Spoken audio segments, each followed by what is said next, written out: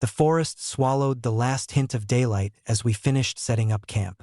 We had hiked nearly 10 miles past the marked trailhead, far enough that the world felt erased. No road noise, no planes overhead, just the slow breathing of pine trees and the faint wind threading through their needles. Marcus was the one who pushed for going this deep. He liked places that didn't feel visited. Lena didn't care where we camped as long as she could photograph it. She had already spent the last hour wandering the clearing with her camera, trying to catch the fading light between the trees. I mostly came to get away from the noise of the city. By the time darkness settled, the fire was going. Marcus had built it carefully. Flat stones in a ring, dry wood stacked into a teepee. The flames caught fast, snapping and cracking with that comforting, familiar rhythm every campfire has.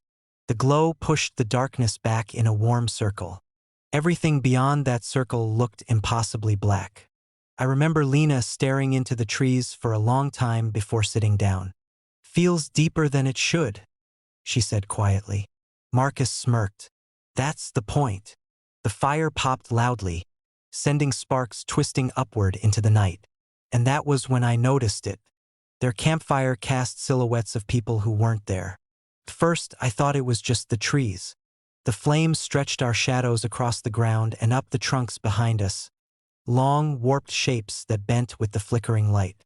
But there were more of them. 3 of us sat around the fire, yet 4 shadows moved on the ground.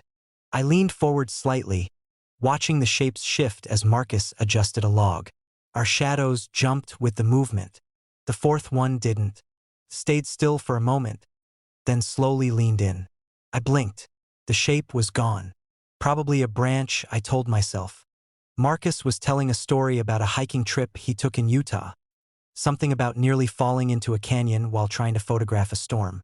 Lena laughed at the right moments, but she kept glancing behind us toward the trees.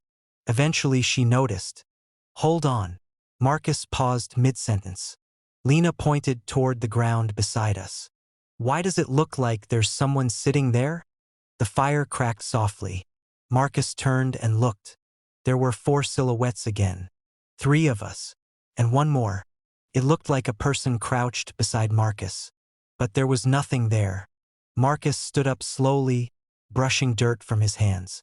As he moved, his shadow stretched and twisted across the clearing. The extra shadow didn't match him.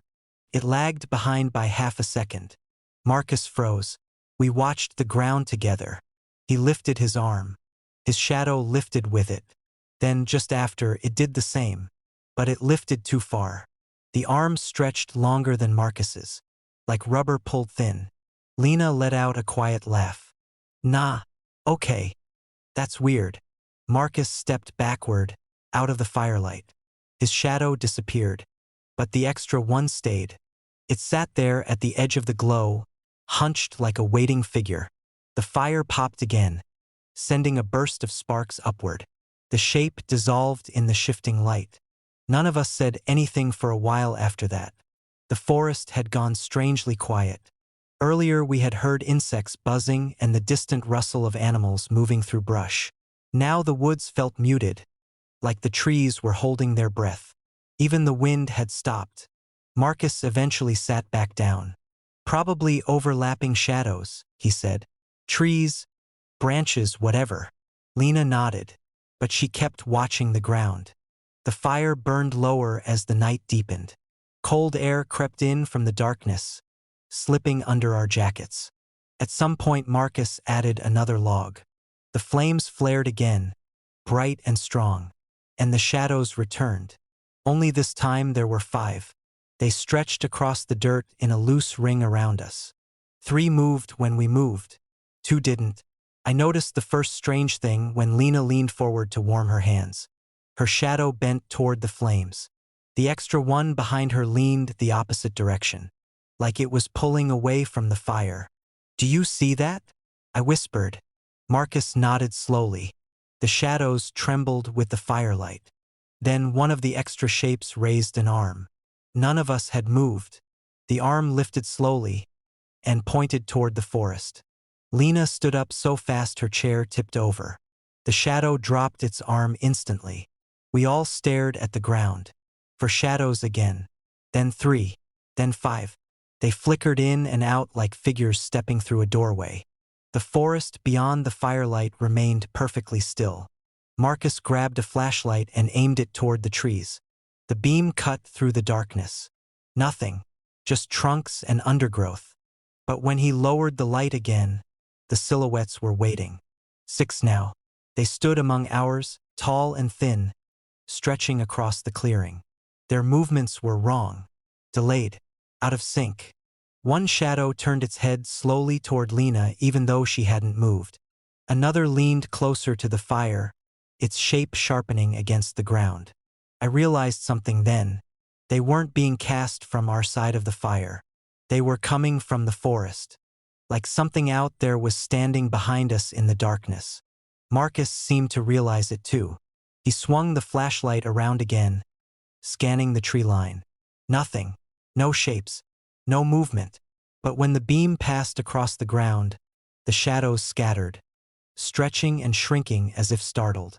The moment the flashlight moved away, they returned. Lena's voice trembled. "How many are there?"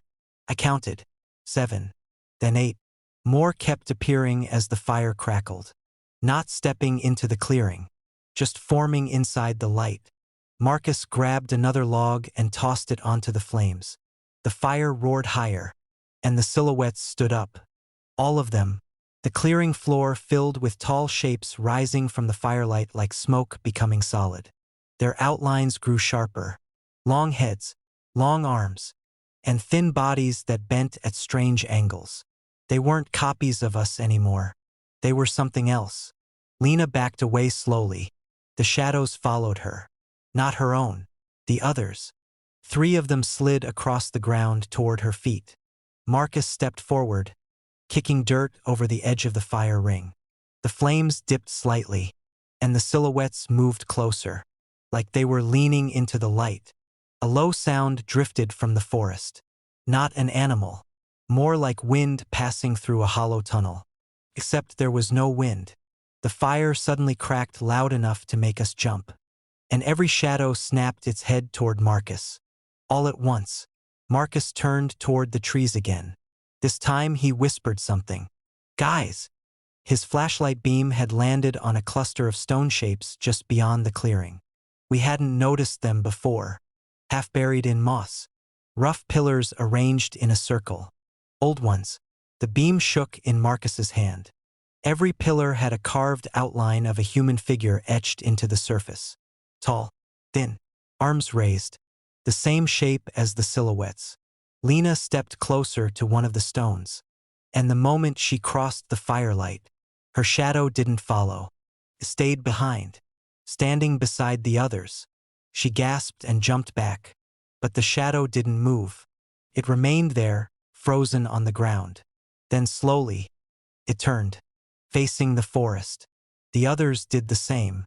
One by one, the silhouettes peeled away from us. They stretched across the clearing toward the trees, toward the stone circle. The fire burned brighter than ever now, roaring in the cold air. And for a moment the ground was filled with dozens of moving shadows, all walking the same direction, all heading toward those ancient pillars. Marcus whispered something I barely heard. "I think this place used to be a fire pit." The realization came too late. The stones weren't decorations. They were markers, figures carved to remember the people who once stood around the flames. Or maybe the people who never left. The last of the shadows reached the stone circle, then disappeared into the darkness beyond. The clearing went still. Only our 3 shadows remained. Marcus slowly lowered the flashlight. The forest returned to silence, but the fire kept burning. And when the flames flickered again, there were already new silhouettes forming on the ground, waiting for someone else to sit by the light. We reached the clearing just before sunset. It wasn't marked on any map Marcus had downloaded, which was exactly why he wanted to camp there. The trail we'd followed for most of the day had thinned into little more than flattened grass before disappearing completely. After that, we just walked by compass. Marcus called it getting properly lost. Lena called it content. I called it quiet. The clearing sat in a shallow bowl of trees so tall they blocked most of the sky. Pine, cedar, and something darker I couldn't identify. Their trunks rose straight up like columns, the canopy thick enough to swallow the evening light long before the sun actually set. The ground was strangely flat. No rocks, no fallen branches, just a soft layer of pine needles and dark soil. Marcus dropped his pack first. "Perfect," he said. Lena had already pulled out her camera, circling the clearing slowly. She liked capturing places before they felt disturbed by people, before footprints, smoke, or the dull evidence of human presence crept in. I set up the small stove and started working on the fire pit. The forest around us was unnervingly quiet. Not peaceful quiet, not the normal background hum of insects and birds. Just silence. Even Lena noticed it. "Where are all the bugs?" she asked. Marcus shrugged. "Temperature, maybe. But the air wasn't cold yet. In fact, it felt strangely warm for how deep we were in the woods. By the time darkness arrived, we had a fire going in the center of the clearing. The flames burned steady and low, the wood snapping softly as pockets of sap popped. Orange light spilled across the ground and up the nearby tree trunks, leaving the outer edges of the clearing swallowed in blackness. We sat close to the warmth. Marcus stretched his legs toward the fire and leaned back on his elbows. "Worth the hike," he said. Lena had switched from her camera to a small audio recorder. She liked collecting ambient sound. Wind through trees, water moving through creeks, distant animal calls. Tonight, the recorder captured almost nothing. Just the faint crackle of the fire. And our breathing. For a long time, none of us spoke. The stillness felt heavy, like the clearing had been waiting a long time for someone to arrive. That was when I felt it. The forest floor vibrated gently, like something breathing beneath it. At first I thought it was just my leg falling asleep. A faint tremor passed through the ground under my boots, so subtle it barely registered. Then it stopped. I shifted my foot.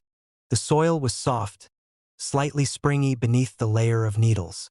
"Did you feel that?" I asked. Marcus didn't open his eyes. "Feel what?" "The ground." He pushed himself up slightly, pressing a palm against the dirt.